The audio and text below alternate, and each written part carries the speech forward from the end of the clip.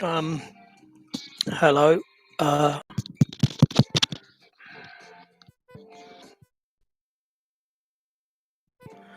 yeah, I'm not sure if this mic's picking up anything. It's been a long time since I've said anything on this channel. I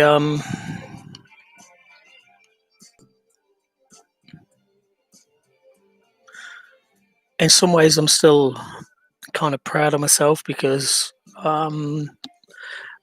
I've not had any alcohol for um, quite a long time now. Um, I can't even remember how long it is. It's probably coming up to half a year, something like that, 20 weeks, 21 weeks, which is is positive, definitely. And and even when I've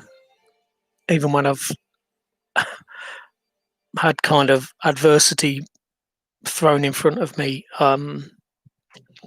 I've not once looked at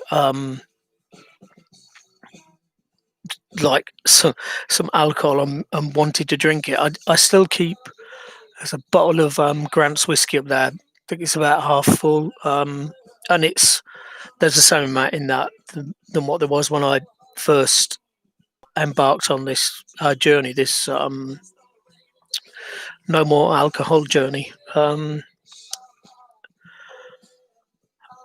So, I mean, I was doing weekly updates, but it just seemed a bit.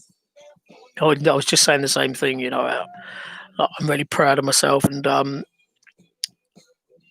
like other people can go fuck themselves, that kind of thing. I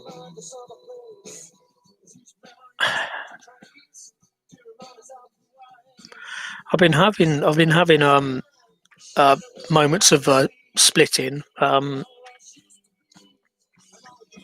and splitting is the thing that I'm really struggling with. It's like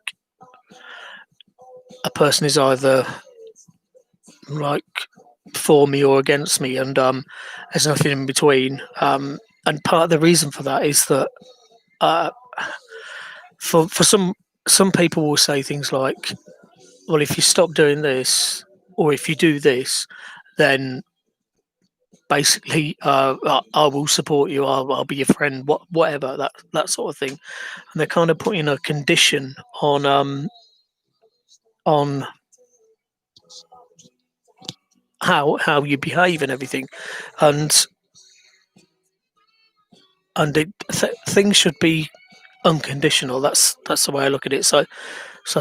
Therefore, I tend to yeah, I tend to split, and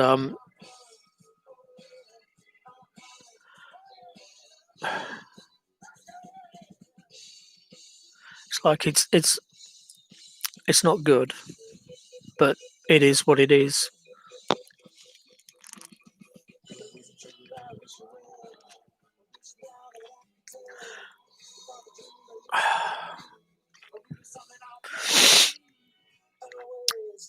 Here's the thing: when life throws adversity in your direction, you can kind of fight against it, or you can kind of um, work around it, or you can kind of give up. And I mean, I've got this fantastic imagination. That's fantastic when it comes to writing books.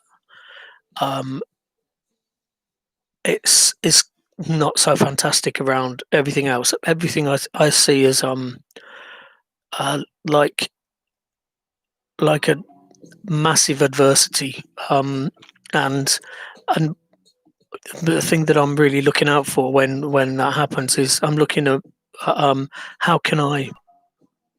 how can I twist this? How can I work with this so that I actually win. Um, and generally, I there have been people in the past who have thought that they could trick me or fool me. Um, but I mean, the thing is, if a person actually thinks that they can trick me or fool me, they either don't know me very well or they're very stupid. Generally, it's been a bit of both. Um,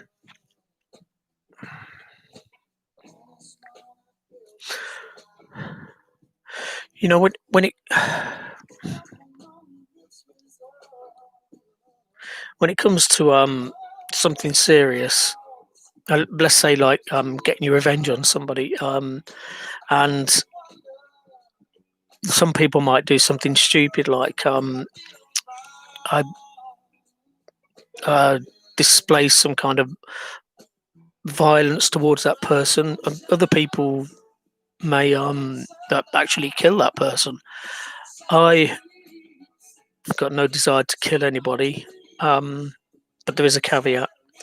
No desire to kill anybody because nobody's worth me serving the rest of my life in prison. Doesn't matter what they've done, and in any case, I've killed so many people in books, and that's a that's a more cathartic way of doing it because you get to kill the person and walk away from it because you didn't actually really kill the person. Um, and you can be as visceral as you like when you're writing that down. Um,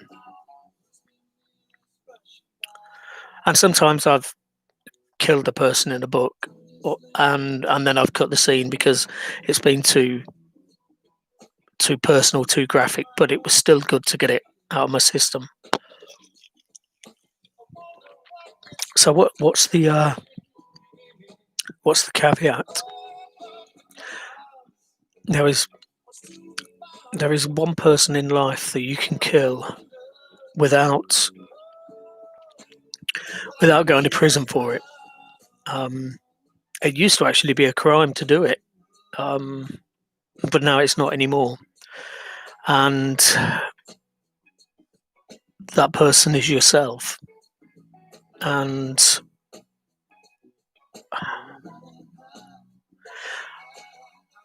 I don't actually want to. I don't actually want to kill myself. That's the thing. I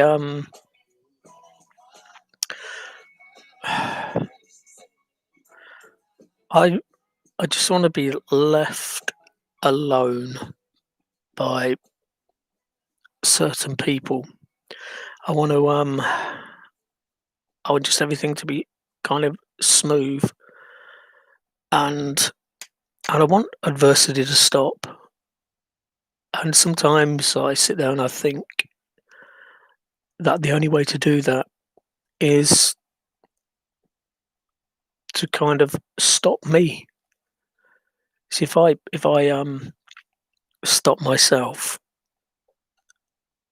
then basically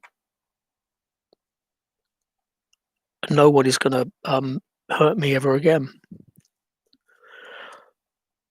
No one is going to kind of drive me to like self harm or anything like that. And I've been thinking about suicide for a while now, um, and it comes down to being let down by so many people.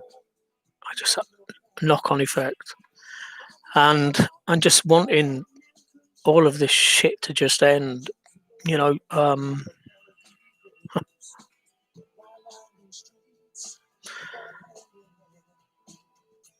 I've got a really easy route to suicide.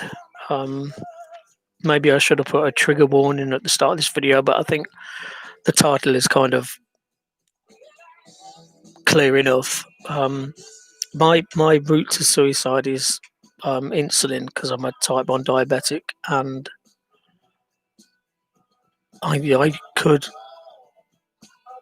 easily inject myself with a shit ton of insulin, and yeah, probably within about 10 minutes, I start to feel the effects. And I know what hypo feels like. That's when your blood sugar is very low, and that's what insulin does, brings your blood sugar down. And it is on the cusp of um,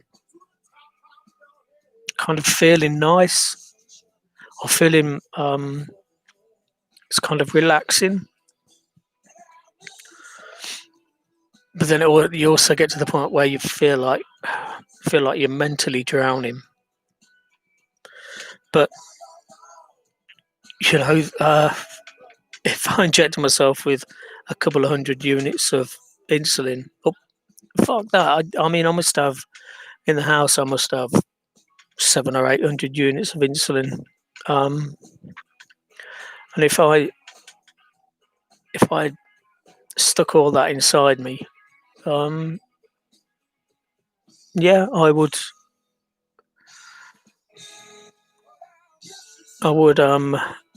die fairly quickly. Probably so quickly that I wouldn't even realise it. But I think if there's a reason for you to commit suicide, you have to let people know. You've got to let people know because there are going to be a small handful of people who actually uh, cared about you, and I think it's very important to let those people know that there was absolutely nothing they could do to prevent it, and that they should never ever accept the blame for it. And in my case, I know who's to blame.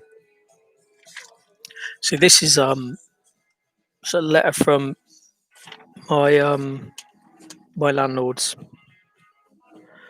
who are basically deciding that they're going to evict me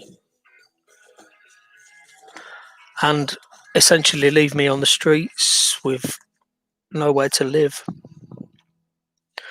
The the landlords are anybody from the Peterborough area, Huntingdon area, will know the landlords are Cross Keys Homes.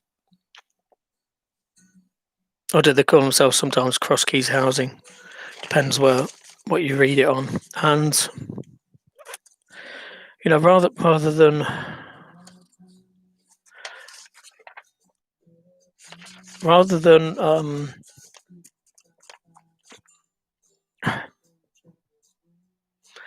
let these immoral bastards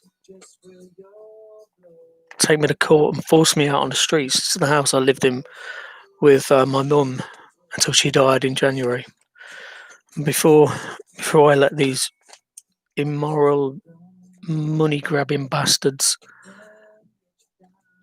drive me out onto the streets, I just well, I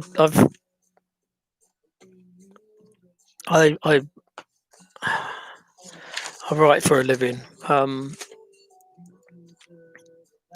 Like I've got 3 or 4 pen names. None of them are my real name. And I think that like a good book, like a good short story or a good article, a suicide note should have, or letter should have, a lot of work invested in it to kind of craft it so that it's perfect. So it's not just a fuck you, cruel world sort of thing, which is probably fine for some people, but not for me. I'm talking about my feelings. And One of the benefits about writing a suicide letter is that as you're reading through it, correcting mistakes, adding bits to it, taking bits away, editing it basically, it may stop you, may prevent you from actually going through with it, because then you've managed to get those raw emotions out of your system, and you don't have to worry about that shit anymore. I I know that it's kind of a given that when if somebody does write a suicide letter, and not everybody does, but if somebody writes a suicide letter, they will probably say blame their ex or somebody in their life who they think has fucked them over, and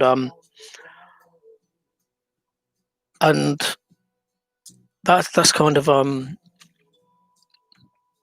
that doesn't serve any purpose other than in your final moments making you feel good, and by ensuring that other people feel bad.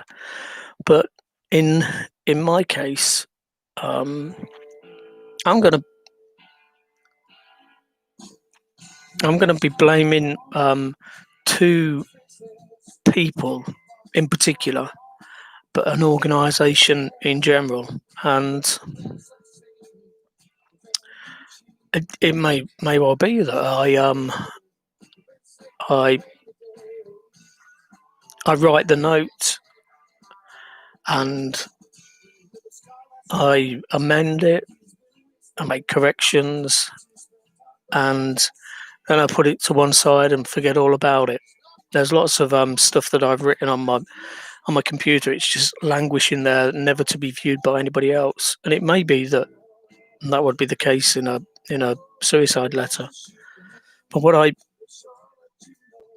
would want to do with my suicide letter is to kind of highlight how this particular organisation has completely and utterly fucked with my mind without giving me anything good.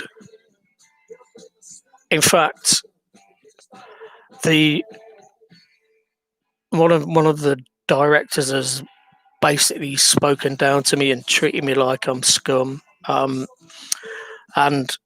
has been quite aggressive, I would say. Um, I mean, I don't know how old this guy is. I presume to get to these heady heights, um, he's got to be older than me, and in which case he's probably got children, and I just hope that he never has to bury one of his children because they've killed themselves. Um, because that's the only way people realize how shit it is, the stuff that they do to people. And if if I can, if I killed myself, if I could write a suicide letter that basically held these people to account for the way that they treat people with mental health issues, people in general as well, because they're doing it to lots of people. They're unsympathetic, heartless, cruel fucking bastards, and I could wish a whole eternity of badness upon them, but people like that always land on their feet.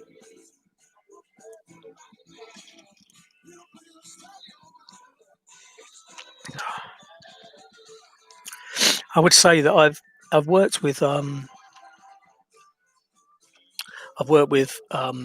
murderers, rapists, um, and like sex offenders, all the different types of sex offenders, and I've listened to them tell me about their crimes, and I would say without a shadow of a doubt that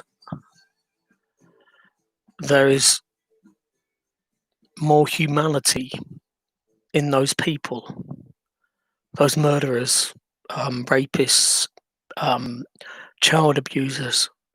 There's more humanity in those people than there is in this director for Cross Keys Holmes, Stuart Fort. In fact, I would say that he's worse than all of those people put together. And we lock people up for murdering people, and kind of rightly so.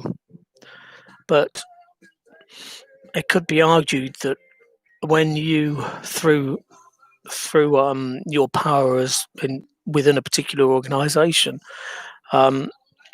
bring about the suicide of um, a person by what you've done, and essentially you've murdered that person. And the thing is, these people get away with it. They get away with it. They're not like the guy who batters his wife to death and then gets sent to prison and spends the next 25 years behind bars. These people, they go through life fucking up people's lives, ruining people's lives, and they're not held accountable for their actions. All I wanted from Cross Keys was a bit of logical understanding in the way that they handed out their properties. And all I've got from them, initially it was just bullshit. One person not knowing what the other person's doing, but then it turned into sheer belligerence from Stuart Fort, and he should be held accountable for the way that he treats people, way that he treats people with mental health issues as well. And we I can remember. I can even remember years ago when I was 20, going to my bank and saying that I wanted to borrow some money to buy a car, and I actually spoke to the bank manager, and the bank manager decided whether or not I was a good bet to pay back the loan. And I think that's probably one of the only loans that I've ever paid back in full. I'm joking there. Of course, I paid my mortgage in full. But it was different back then. You could when I got my first council house, I went to see the housing officer, the actual housing officer, and he kind of he was a junior. He wasn't the guy on top, and he kind of he basically told me and my first wife, as was, basically to fuck off. And I wrote to his boss, and I said that I'd been on the housing list for like 10 years or whatever it was, and I thought it was about time that I was offered a house. And I went in to see the chief housing officer, and he agreed, yep, it is. And he told his member of staff to house us. As it happens, this guy housed us in a really shitty area, and you could see that it was just his way of getting back at us. But people didn't run by these rigid sort of, this is the way it is. I mean, I should talk, but it's like these guys have got autism or something, and they don't want to deviate left or right from their perceived path. And well, Stuart Fort is like I say, very belligerent, unsympathetic, and it's just generally a massive shitbag. And I don't believe that people like that should be in positions of power and within an organisation or within society at large. I really seriously don't think that they should be in that position. And why can't people be a bit more human like? Yeah, I was in the civil service, and I was I done it junior management, middle management, HEO, and I spoke to people like they were real people because that's what they were. And not once did I think that I was better than somebody because they were beneath me on the food chain. Oh, look, this has just been rambling.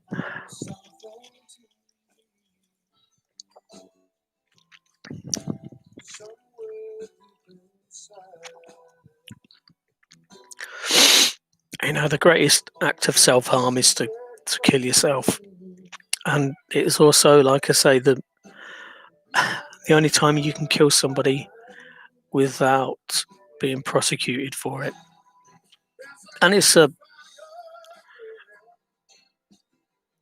way that people cope with adversity. And yeah, I've got a lot of thinking to do over the next few days.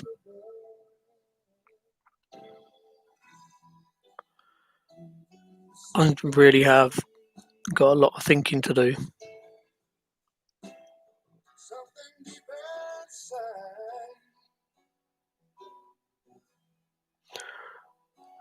And not that I actually get anybody watching my videos, but just in case there is somebody out there who stumbles across this video, whether they do tonight or tomorrow or in a week's time, um, this isn't a cry for help. This isn't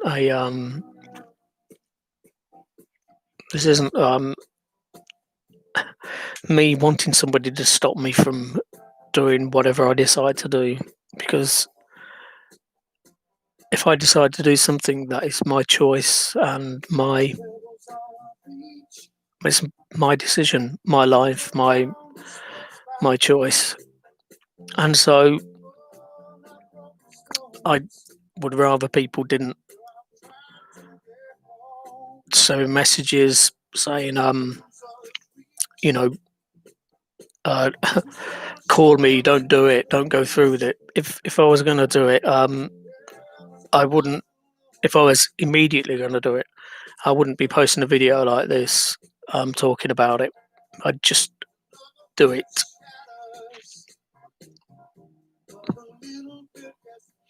Yeah, you're on the board of directors for a local housing association,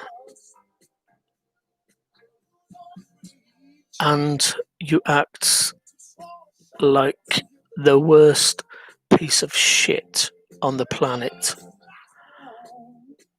I doubt this guy has got any shred of fucking humanity within his snivelling skin, and I bet his staff think he's a twat as well. In fact, I'm going to be even stronger. I bet they think he's a cunt, and they have to work with him, poor bastards, because he cannot be that nice a person. He's probably the kind of person that used to beat his kids when they were younger, and that's why they probably hate him as well.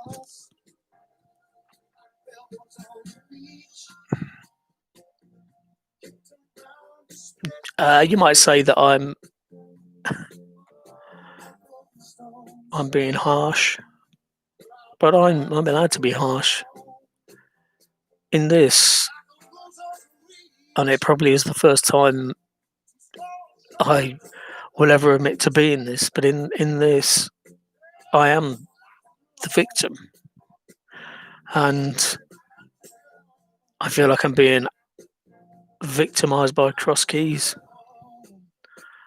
and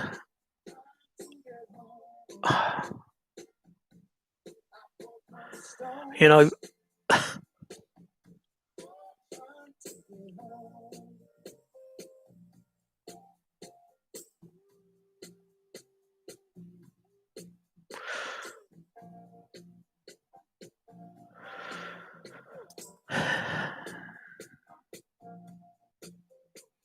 suicide is a really personal thing. But sometimes people do need to be showed what's what's happening. So lots of people who have killed themselves live on video, and lots of people who have done the whole suicide by cop thing, sort of caught on their body cam. And when people see the violence of those particular suicides, it's like, oh wow, mine mine would not be anywhere near so powerful. So I won't be live streaming my suicide. A suicide where I'll end up having a seizure and shitting my pants. It's not the way I want to be finally remembered.